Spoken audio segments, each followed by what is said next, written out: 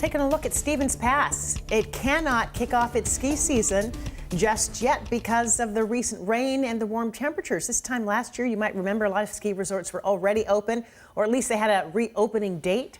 So let's get back to Adam Claibon. Any word on when we might see enough snow?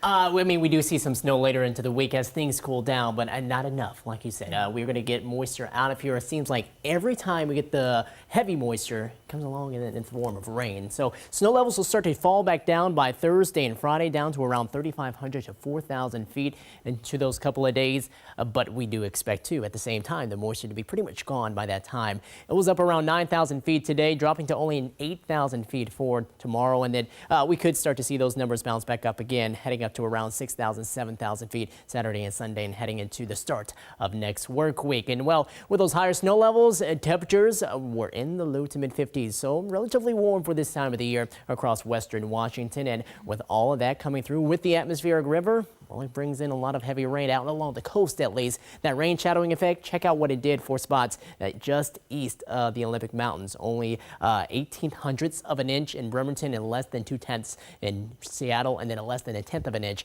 in Everett. Most of it was farther north into the east and more north into the west. And you can see that the flood warnings that we do have right now in effect are not quite as numerous as yesterday, but still at the Skagit River and the Nooksack River. Keep an eye out for some of that high water. Flood watch remains in effect as well until Thursday morning. Possibly another 1/2 inch and 1.5 inches, especially up into the foothills and the mountains of rain could still be falling for us. 54 degrees, mostly cloudy skies, and winds coming out of the southwest between about 15 to 16 miles per hour.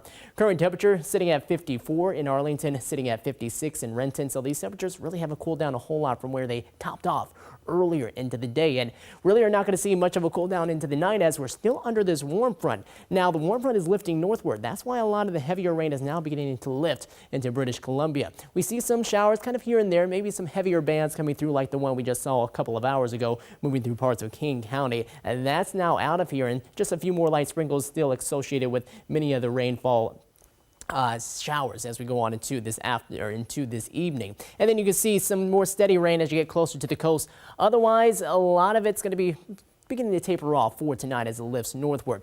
But it will start to pick up again with the cold front that will sweep through quickly as we go into tomorrow evening and tomorrow night, and that will provide more of the steadier rain during that time. For a lot of tomorrow, I think many of our spots will only see some of those spotty showers. So here we go tonight and into the day tomorrow. Areas of rain in place, but then that's going to be our cold front starting to move through at about 4 to 6 p.m. tomorrow, and that will continue to bring down some of those snow levels. And during that time, yes, we could start to see some areas of snow breaking out across parts of maybe Mount Baker, getting a little farther south, getting closer to maybe even Stevens Pass. A little snow, but not expecting a lot as it really starts to fizzle out and as the moisture moves on out of here. And additional amounts of rain out towards the coast, maybe 1/3 of an inch there, or 2/3 of an inch closer to Quileute, up into the mountains, getting closer to that 1 to 1.5 inch range for the Cascades. And then the rest of the region around Puget Sound, we're talking about 1/10 of an inch to maybe 2/10 of an inch.